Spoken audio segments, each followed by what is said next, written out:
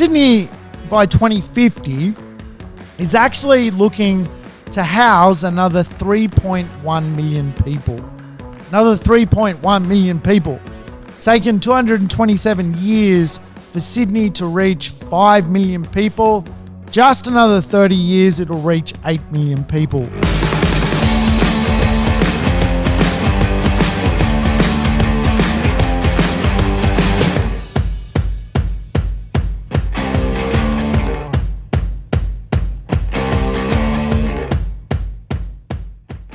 Welcome to the Urban Property Investor. I'm your host, Sam Saggers, here to help you crack the code of real estate wealth. Tell you what, today's show is jam-packed. We're going to discover the treasure map of real estate, sometimes known as town planning.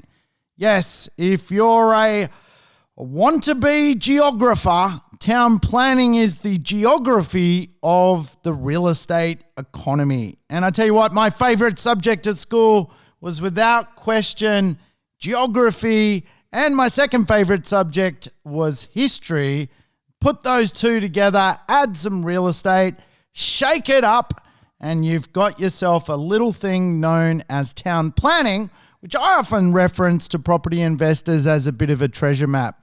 If you've ever wanted to understand how to look over the horizon and see what's coming in real estate, studying town planning is a great tool to really unlock the potential of an area or even a place. Today's show is really the how, what, when, where, and why of town planning at a macro level. We're not going to delve into micro details on how to understand a local government area or a development control plan of a particular property. Today, I thought we would start the conversation, which is a big conversation at a very macro level, starting with really what is town planning and how we as property investors can really make the most of understanding our comprehension of town planning to buy the right assets. I think for me, I see quite often in real estate, people not understanding where they are buying from a location point of view and what they are buying and how it potentially links to planning. My last 3 property deals in the real estate marketplace have all been linked to a certain type of behavior around this little treasure map, this little thing known as town planning. All of them very different property deals.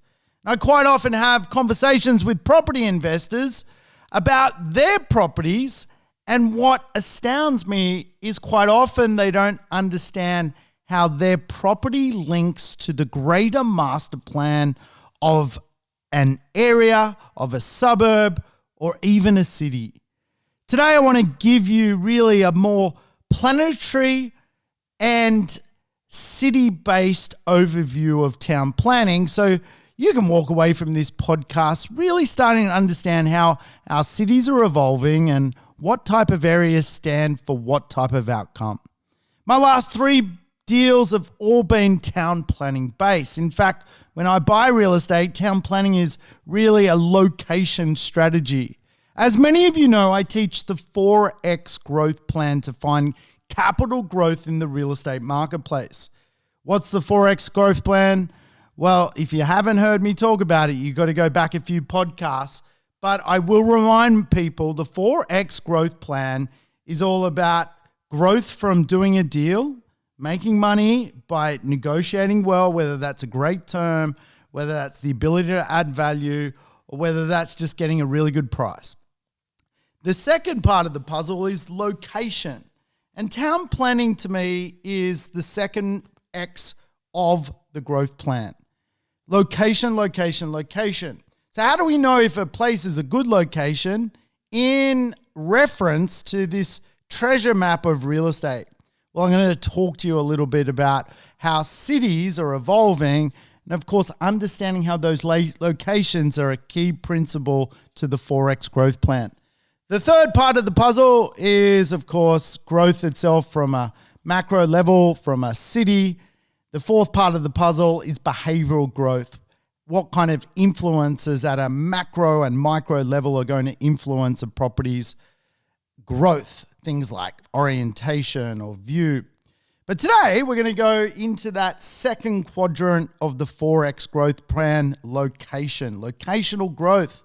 Town planning, for the most part, is really a locational growth strategy. If you can understand town planning, you can make money. My last 3 deals have all been different.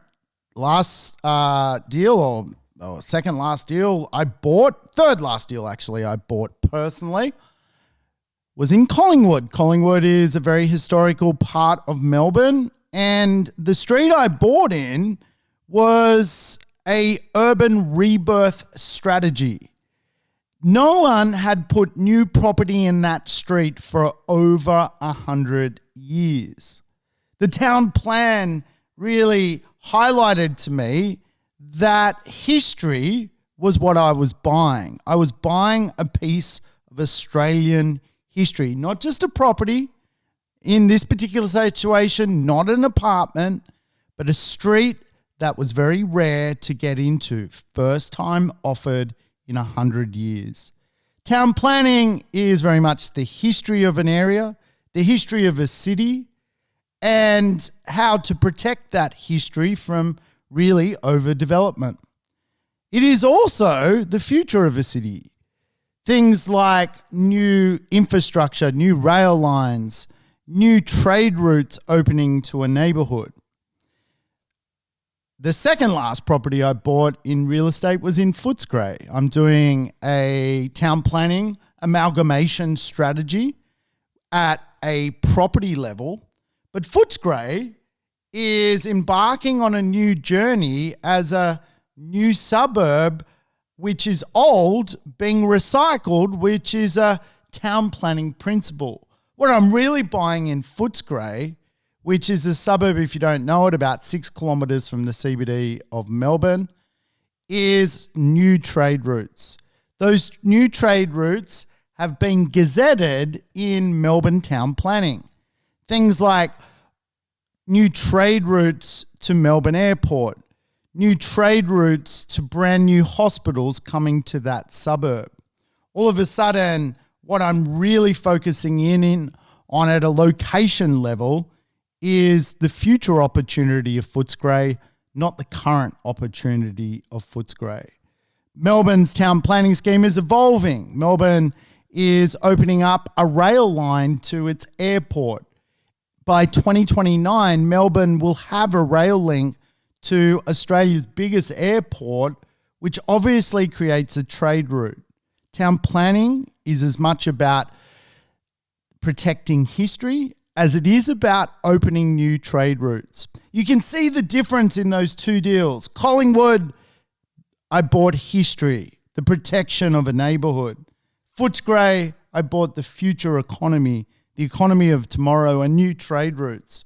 The third deal I recently bought was as part of a joint venture with other investors. As a bit of an armchair developer, I bought a large block of land in Brisbane, was able to subdivide it into 29 separate blocks of land.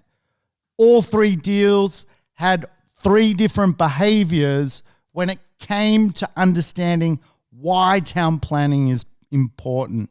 Again, today I want to give you a macro overview of town planning and why I think it can really game change a property investor's portfolio. For me, I've always studied town planning. Even my principal place of residence is fundamentally in a suburb which is just so protected by the town planning scheme. Arguably, I have Australia's most famous tree in my street. The tree protects the street. And because it protects the street and the history of this area, all of a sudden the value proposition of my neighborhood where I live is very expensive. It literally goes up hundreds of thousands of dollars when the market moves. Some properties in this neighborhood go up $1 million when the market moves. History. History is a big driver of town planning, the protectionism of neighborhoods. We have NIMBYs and YIMBYs, and really you've just got to decide how you're going to invest. There is no right or wrong. Again, I live arguably where Australia has its most famous street, or most famous tree, I should say.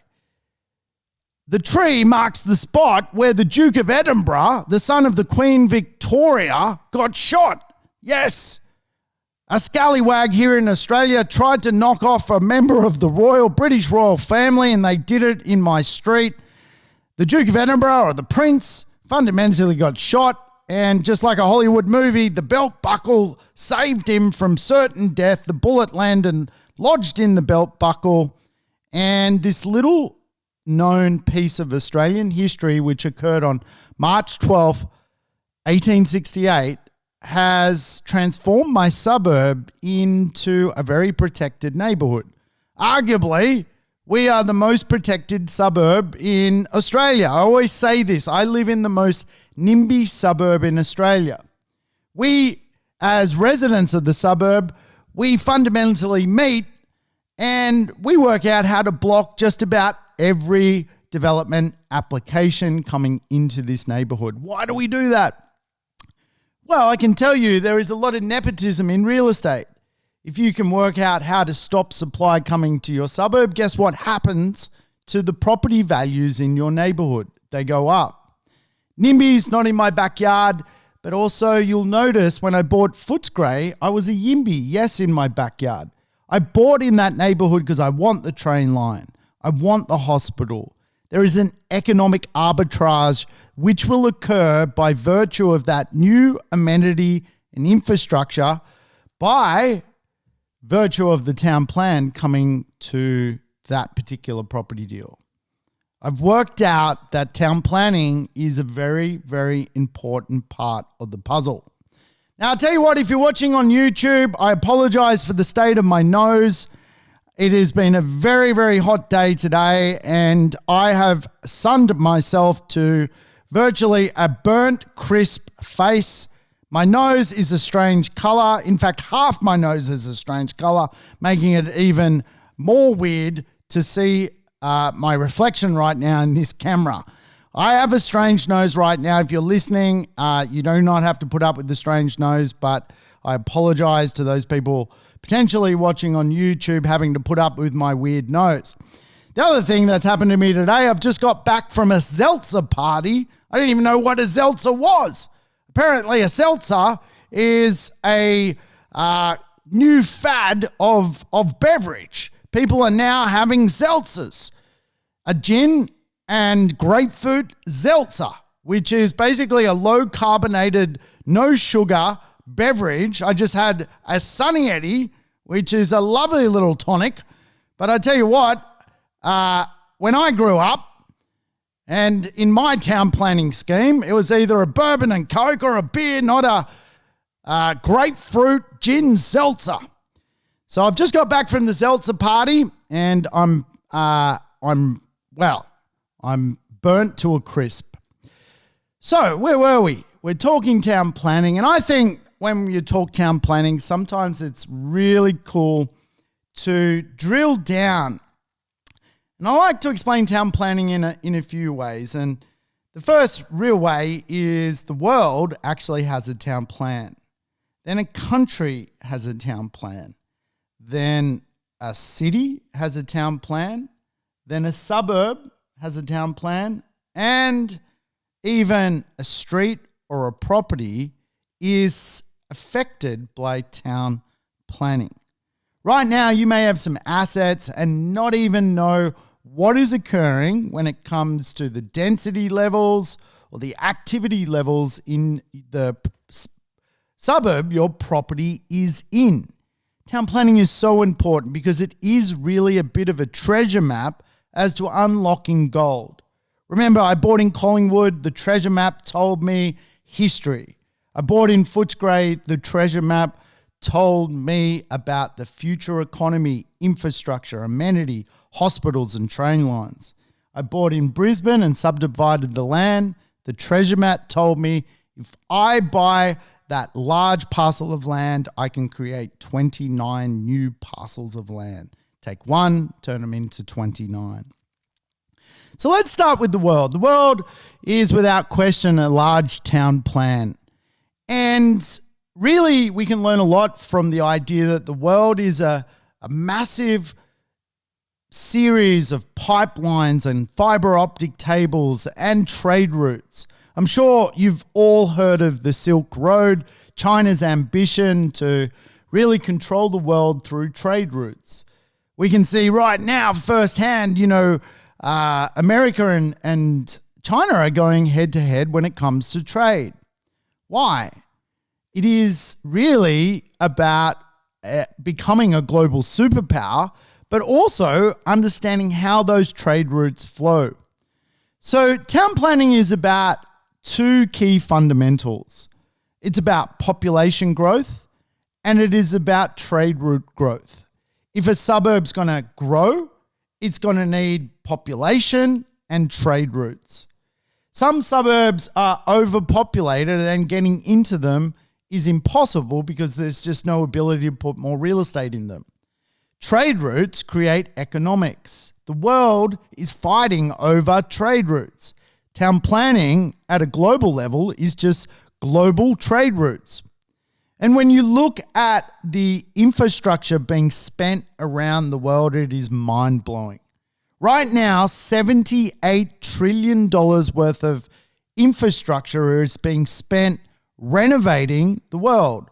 We are having right now planetary urbanization and planetary gentrification. All of the gentrification occurring at a mass level is designed to create trade routes. Cities are economies. And if cities talk to other cities, they become more prosperous. The people who live in those cities then become more prosperous.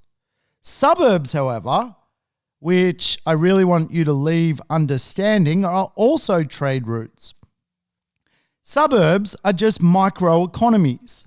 The more money that comes into a suburb or the more flow of trade that flows in and out of a suburb, the more that suburb has the opportunity to grow. At one point, it will grow so much that it needs to be protected. You just need to work out whether you have the financial capacity to buy in a protected neighborhood, which is usually more expensive than a suburb which is opening new trade routes. There's no right or wrong. It's just two ways to make money. Around the world, $78 trillion being spent on planetary renovation. The world is being renovated and it's all to do with trade. You've got things like the extension of the Panama Canal, the Marmaray Tunnel in Turkey. You've got Norway creating underwater train lines that are not dug into the earth, but are fundamentally floating underwater train lines to connect the many islands of Norway for more trade. You've got the widest bridge of the world being created in Vancouver. Trade, trade, trade. The more trade that comes into your economy, the more taxpayers you can create, the more tax revenue you can collect, the more GDP your economy will actually make. Suburbs are just microeconomies. They are just a smaller version of a city, and a city is just a smaller version of a country. And the world is going through planetary urbanization at a staggering rate. More money is being spent now than in the entire last 4,000 years. And when you think about the mega cities of the world, they teach Australian and New Zealand cities so much. I'm a big traveler. I love getting out and about. Obviously, coronavirus has punched me in the face when it comes to travel. But if you've ever traveled, you do notice, I think, some of the differences in town planning. I'm a big traveler. I love going to, for example, Tokyo. Tokyo is the world's biggest city, a mega city. 38 million people live in Tokyo. But what we learn about Tokyo is that Tokyo is a really good example of two big things which town planning are about: trade routes and people. The population is so big there. Australia's population is growing. And when we think about the planet, we think about Australia's business plan, we can soon work out that places like Japan can teach us a lot of things. See, if you were to look at a satellite image of the whole Japanese landscape at nighttime and look at where the lights are on in Japan at night, you'll notice Tokyo is a lot bigger than actually 38 million people. Tokyo actually never actually ends. The lights are on for a very long part of Japan. In fact, Tokyo, a city of 38 million people, quickly becomes Yokohama, a city of 12 million people.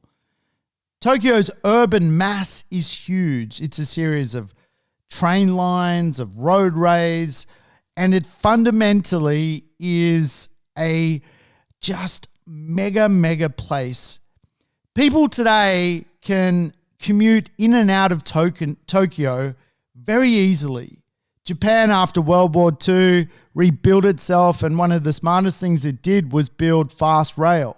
The Shinkansen allows many Japanese people to live quite far from very expensive Tokyo, but use it regularly for business, even daily. You can live in Yokohama and work in Tokyo. It's a very normal thing to do.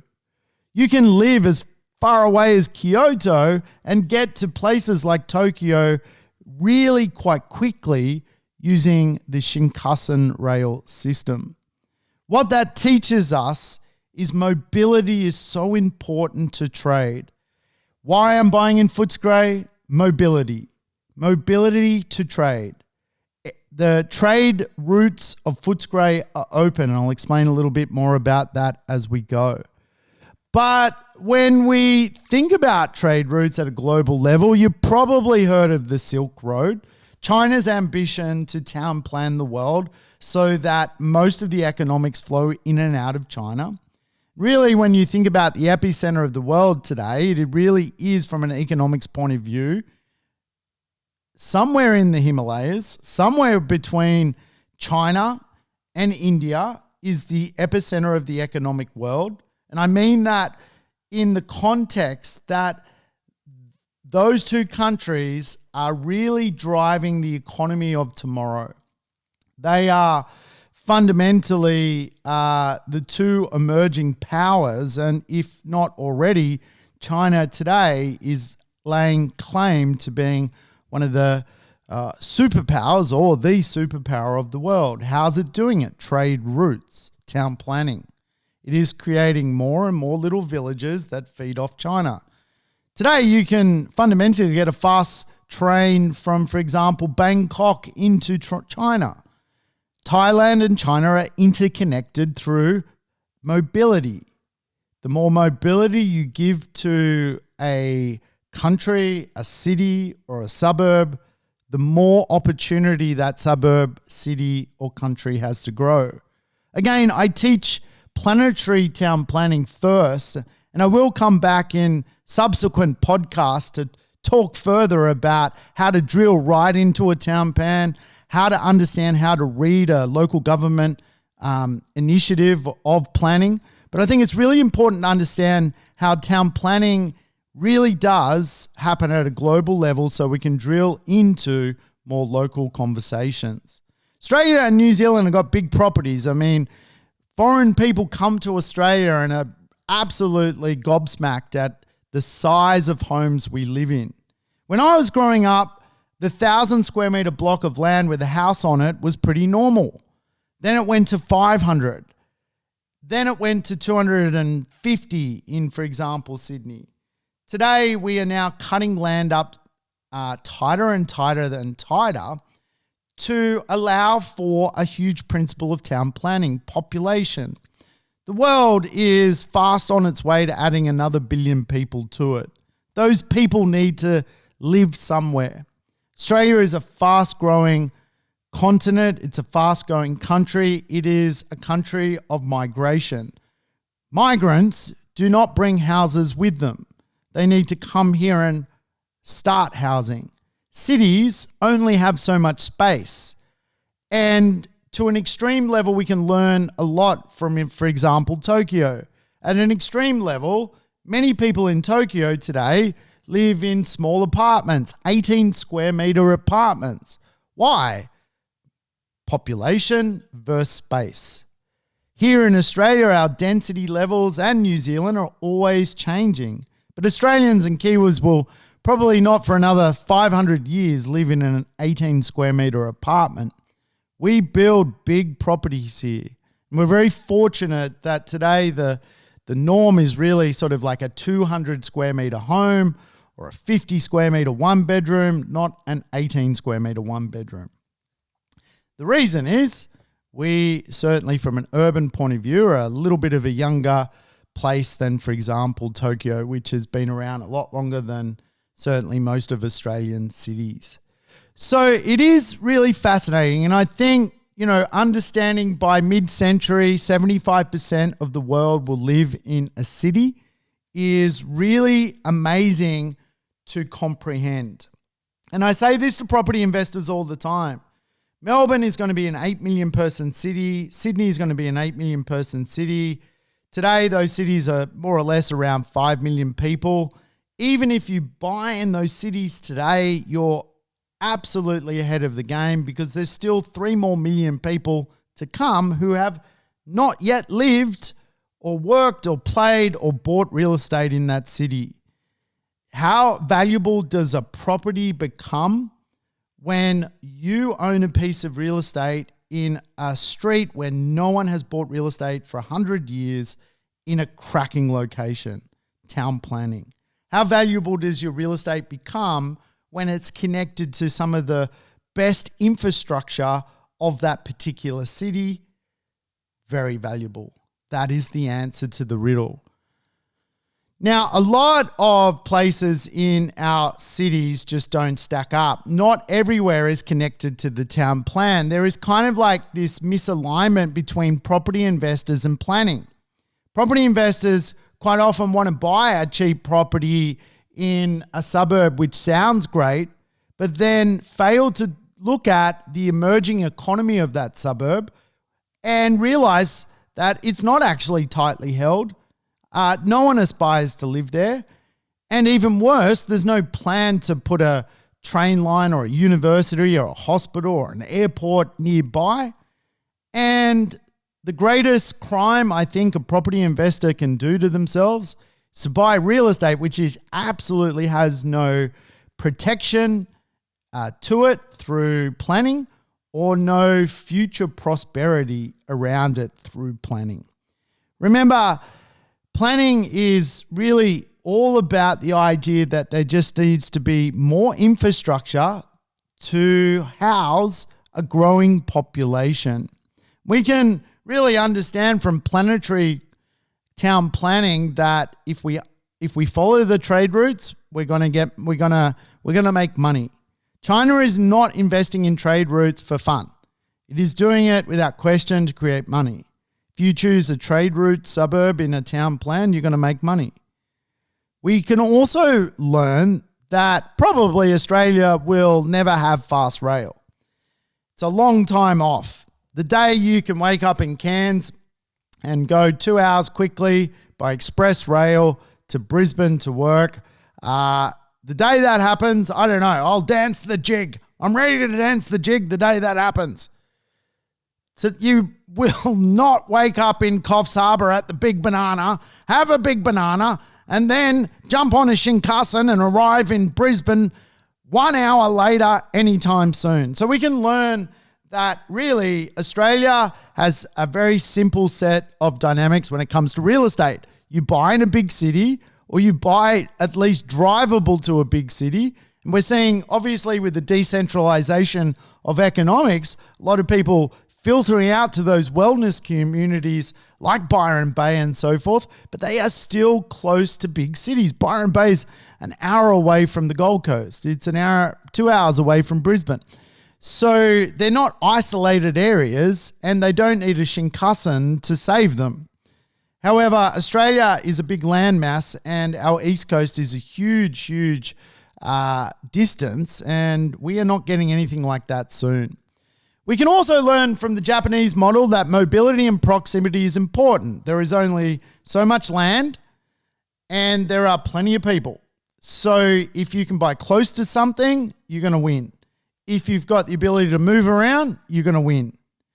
We can also probably realize that Australians ain't going to live in an 18 square metre apartment, nor Kiwis. So miniature properties are probably not going to take off anytime soon in our two countries. So again, understanding town planning for me is all about understanding cities. Australia has two global cities, Melbourne and Sydney. We have two new world cities, for example, Brisbane and Perth. The only difference between the two from a planning point of view is global cities have a huge population and try and retrofit their infrastructure. New world cities plan their infrastructure out, then try and attract their population. So think about what I'm talking about. We have global town planning, planetary town planning, then we have what Australia wants. Australia wants 40 million people by 2050. The Australian government says to the state governments or territory governments, we need another 15 million people. Where are we going to put them? The state government says, well, we would love some of that talent that is going to flow into the country when migration is going. We would love more taxpayers. We would love more jobs in our economy. We want more people. So the state government comes up with a set of standards, and this is in town planning language. In different states, it's all called different things, but for example, you might be called the State Environmental Planning Policy. What that really is an overarching plan for a state's growth. And remember I was saying town planning is a bit of a treasure map. If you can comprehend the treasure map, you can obviously potentially find gold. The state government will put in all sorts of gold in the overarching plan, where they're going to protect bushland, where they're going to create population growth spots or population corridors, where they're going to allow for and promote higher density, which again just gives you so much intel on where to invest and potentially where not to invest. Now remember, so much real estate is disconnected from town planning. And I'm going to give you some tips to understand cities so you can potentially invest in the right area. But let's take Sydney's town plan. Sydney is a city of 5 million people, and by 2050, it wants to reach around 8 million people. Sydney will need another 3 million people, but actually it's going to need an extra million houses. It's going to need to create an extra 1.5 million new jobs. And as part of the overarching plan of Sydney, you are going to see 5 cities connected: Liverpool, Parramatta, Penrith, North Sydney, and Sydney CBD. That is effectively designed to create one global city. As you understand the overarching plan of a global city, you can start to then work out where the best areas are to invest. Is that near potential major centers, planned major centers, specialized service centers like hospitals, universities? When was the last time a hospital shut down?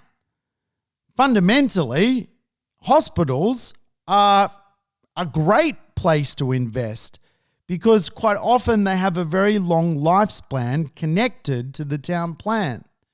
Think about even getting someone to an emergency area of a hospital. You need roads to do that. You need full connection. And it's understanding how these connections work which fascinate me.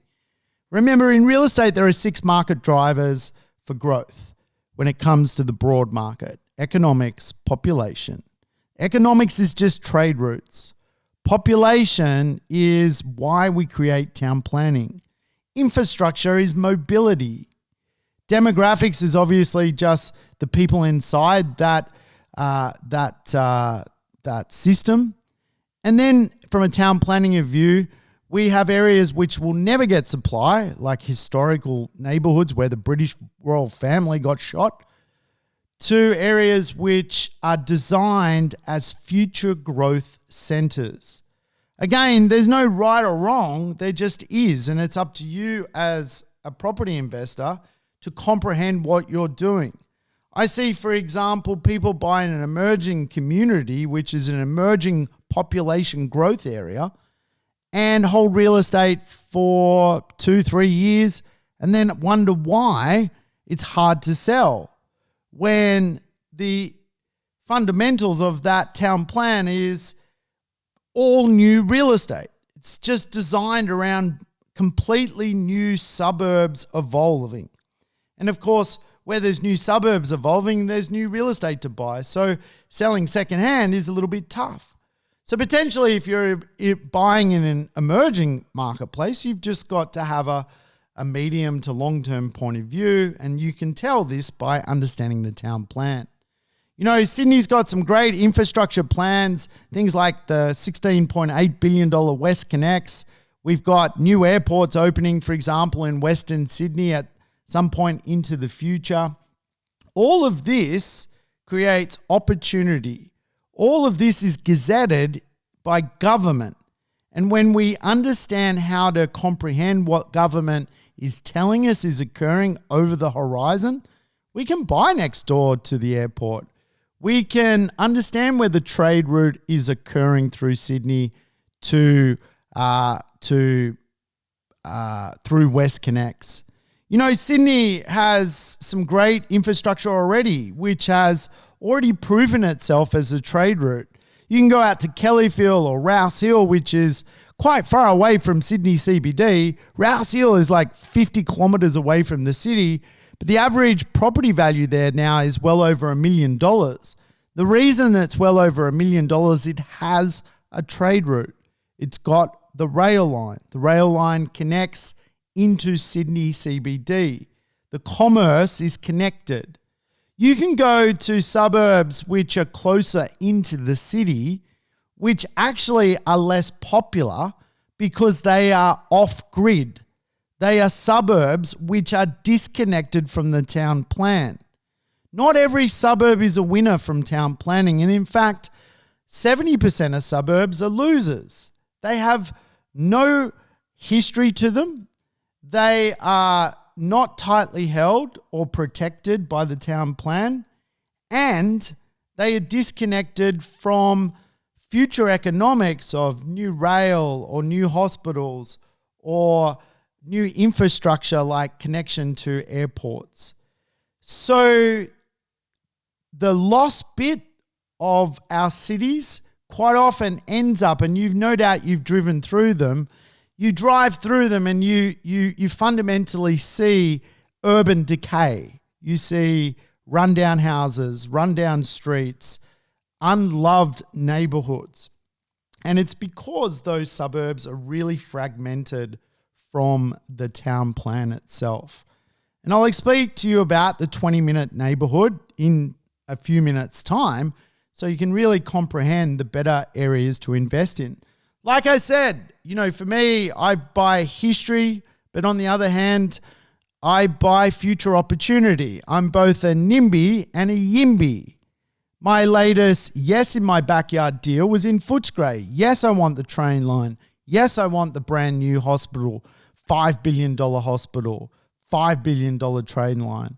In fact, if we study Footscray, by 2029, it's going to be connected to Melbourne Airport. Melbourne Airport is obviously a massive, massive employment node.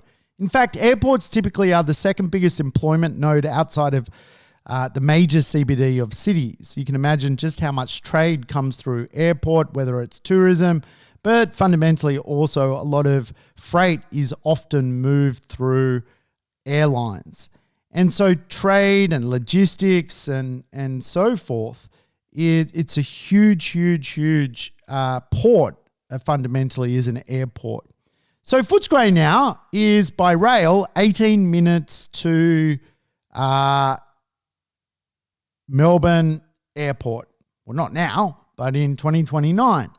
So all of a sudden, Footscray has a 20-minute neighborhood, and a 20-minute neighborhood is just the idea that whatever was within reach within 20 minutes comes into the realm of someone's ability to live there. In other words, if someone can get somewhere in 20 minutes, that's their backyard. Any further than 20 minutes, people don't want to live there. So all of a sudden, Footscray gets Melbourne Airport. It is now 20 minutes away, 18 minutes to be precise. So what does that do to the trade route from Melbourne Airport to Footscray? Well, it adds so much value. All of a sudden, pilots might live in Footscray because they can get out to the airport. Pilots make a lot of money, so they're going to spend money on property. They're going to activate the marketplace in, for example, Footscray. You can see the idea of future economics at work. So the state really runs the show, and then they talk to councils. And each different state has different councils, and each city has different councils. In Sydney, there's something like 37 council areas that make up Greater Sydney. All those council areas have different levels of their approach to two things. They have different views when it comes to population and trade. Older, more established suburbs, which were really the first suburbs of Sydney, fundamentally protect their neighbourhood because they have this kind of built-out effect where the best land was bought early in the piece hundreds of years ago, and fundamentally, rich people love being rich, so they tend to make sure the supply does not come to their area. On the other hand, many local government areas of Sydney put way too much real estate in their backyard. And they flood those areas with huge amounts of apartments and height limits and things like that. So again, there's no right or wrong. There's just understanding what you're doing. If you're going to buy in an area where there's lots of apartments, you better make sure it's a bloody good area with future town planning activity, which is mind-blowing. Mind-blowing. Otherwise, you're potentially going to take a bit of a risk, whether you buy a house or an apartment, because where there's too much stock, we usually see a bit of a problem into the future. So I teach location growth as a strategy, right? And my location growth strategy is all about town planning. So I'm going to give you some tips around that. The first way to understand a neighborhood, and I'm going to explain this in the context that rather than becoming an expert on trying to read LEPs or local environmental plans to understand what a neighborhood is, I'm going to teach you the behavioral version of what a neighborhood is, so you can understand the differences between neighborhoods. The first neighborhood, which is common in cities, is what we would call an urban renewal neighborhood. A neighborhood which is fundamentally designed around supply. It's designed around new things coming to it. It's designed around new coffee shops, new bars, new atmosphere. It is designed around a suburb fundamentally renovating itself for change, urban renewal. Now, urban renewal, if done right, can be spectacularly valuable for a real estate investor. I've made hundreds of thousands of dollars from getting urban renewal right. If you want to see a great example of urban renewal, just go to Barangaroo.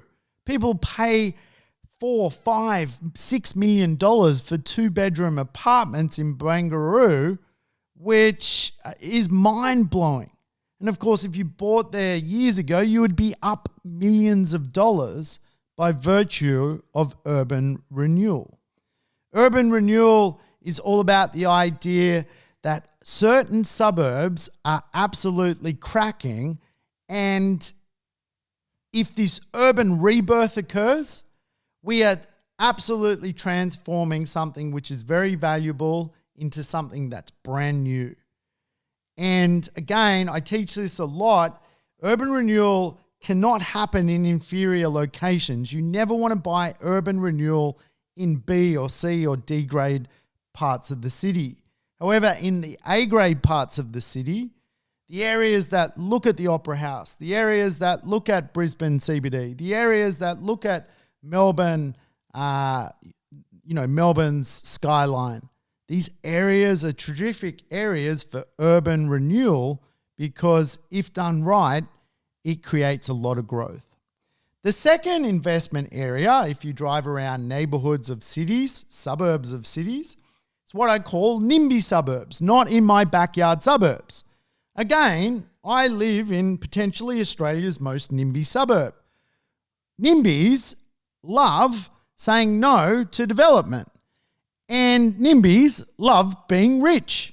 Rich people love being rich. They stop development so that no new stock comes into the market, so property values rise accordingly. In fact, my neighborhood is so NIMBY, they talk about kidnapping koalas. So never in the history of this suburbs dynamic will it ever be influenced by supply. And I say that in jest, but NIMBY suburbs are great investment areas. Again, the problem with NIMBY suburbs is they're expensive, so you may have to look at a smaller dwelling. The third part of town planning, when you're assessing the idea from a behavioral point of view of a neighborhood, is what we call brand new growth corridors, quite often house and land communities, which are really fundamentally assessed around the idea that that land is being transformed. Land transformation is the third part of the puzzle. Growth corridors are where people are designed to go and live. And again, good land growth corridors, where land is escalating in value quite quickly, where brand new communities are sprawling up, quite often get a bit of a bad rap, but actually can be spectacular for capital growth. And again, I've made a lot of money in land corridors, but there is a few rules around understanding the transformation of land corridors. A lot of it is to do with future town planning. Just how mobile will the people who live in those corridors be? Will they be disconnected from infrastructure, or will they actually be part of overall town planning? And once you work out that quite often many land communities, brand new, actually have better town planning than some older suburbs disconnected in similar areas, you soon realize why so many people flock to them. The fourth type of neighborhood is what I call historic or rare. And I love buying real estate in historic neighborhoods. You may have heard my crazy little story about my historic street with the Duke of Edinburgh, the Queen Victoria's son, being shot here. History. Collingwood, the property I bought, 100 years since a property has been created in that street. Rare. Rare real estate is fundamentally real estate that usually goes up in value. You don't often hear of something that's rare not going up in value. And rare real estate to me, and rare suburbs and rare neighborhoods, quite often are just sometimes out of reach for many property investors, but there's still the odd deal out there that just springs to the attention of the market and is snapped up. And guess what? The day you sell that property, the headline on it is going to be first time offered in 40 years. This rare piece of property is now going to marketplace. Remember just how valuable is that if you can get your hands on it. And the final piece of the puzzle is what I call the aspirational middle ring of our cities.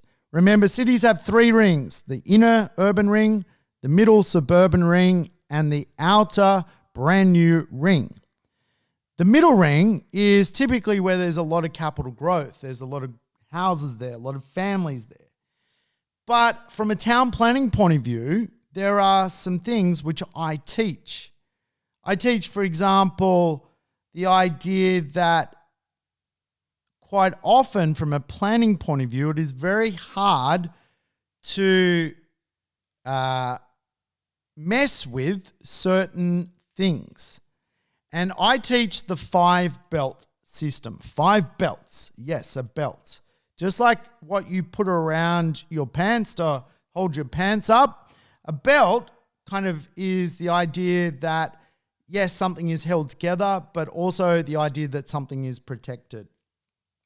So from a town planning point of view, at a local level, at a suburban level, we might be looking, for example, a school belt. School belt means that a certain school is going to be extremely popular, and if it's a state school and extremely popular, more people want to live in that neighborhood because the town plan of that neighborhood has a very good school system. Families love school systems, and educating kids at a cheap rate is very important because I don't know if you've checked the prices of private schools recently, but to send a child to a private school can be anywhere from $30,000 to $40,000 a year. You've probably got 3 kids, and one of them's pretty dumb anyway, but you've still got to send that kid to private school. You got $90,000, $100,000 a year in school fees, when fundamentally, if you move to the school belt, you're going to get the trade route of education. Sand belts or beaches or harbours, also very protected under town planning. So quite often you end up with a really good outcome buying in those surf towns as part of cities or beach areas as part of cities. Again, very protected, and as part of the aspirational middle ring, awesome places to own real estate. Then you've got the education and medical belt, fundamentally near hospitals or universities. And quite often these two precincts, again, are just protected and they just add so much to the town plan of a city. Then you've got what I call green belts. Green belts are fundamentally areas with great parklands and bushlands and protected under the state plan national parks, and obviously owning real estate where there is an inability to build new real estate is quite often a great way to make money using the aspirational middle ring. And the final one is what we call sort of the cultural belt, where more of one culture wants to live, and because more of one culture wants to live in a place, generally there's less property and more demand. And we can assess that really through the idea that a city evolves and people evolve with it. Now, I'm going to come back and teach you all about the development control plan another day, how to read control plans, how to really understand real estate using control plans. But I think I'll leave you with this conversation. Town planning today is really 3 big drivers. The first driver is the idea of renewal. In other words, 60% of town planning is the recreation of suburbs which already exist. It is really just the upgrading and renovation of existing neighborhoods. Rather like planetary renovation, suburbs also are impacted by renovation. And understanding where that infrastructure is going, where that hospital is going to be built, where those demographics of people want to live, how people want to interface with this kind of live, work and play mentality. It's all about understanding what suburbs will be renewed quicker. That renewal will bring growth with real estate. 40% of real estate, on the other hand, is brand new cow paddocks being turned into land subdivisions or housing subdivisions. Obviously, buying in one or the other just takes a little bit of comprehension on how to approach buying in one or the other. The second big driver of real estate and town planning is, of course, the driver of mobility, which we discussed with the Tokyo example early on. Today, people want to live in a 20-minute neighborhood. If you can look at a neighborhood and see in the town plan, there is the ability to be close to things or mobile to things, your real estate's going to work. Remember the Footscray example. It is now 18 minutes from an airport. Footscray, in its 20-minute neighborhood, now has Australia's second biggest airport in it. Up until that transformation of town planning, it did not have that in its 20-minute neighborhood. Now Footscray's value proposition is also Footscray, but an airport. Hopefully that kind of makes sense. Footscray, it's got its airport, it's now got its train line, it's now got its hospital, lots of good things happening there. The third driver is really the functionality of town planning, more or less the highest and best use of town planning, which I will come back and talk to you about into the future. Remember, most of our cities have more areas than less that are not great pockets to buy real estate in. And so understanding the treasure map is really a key principle, making sure your real estate is going to be impacted in a positive way by how town planning unfolds. Whether that's growth of an area through airports and tunnels and train lines and hospitals, or whether that's the protection of a neighborhood through history. Town planning is really the key metric to understand how it all unfolds. Hey, I hope you've enjoyed this episode of the Urban Property Investor. Tune in for more. I'll catch you next week for another great show.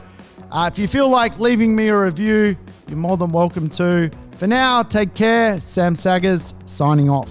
Thanks for tuning in to the Urban Property Investor. To never miss an episode, make sure you subscribe to the podcast on your favorite app or on YouTube. And I would love it if you could give the show a rating and share it with your friends and family. In between episodes, you can always keep in touch with me by connecting on social media over Facebook, Instagram, or LinkedIn. Until we meet again on the next episode of the Urban Property Investor, take care and bye for now.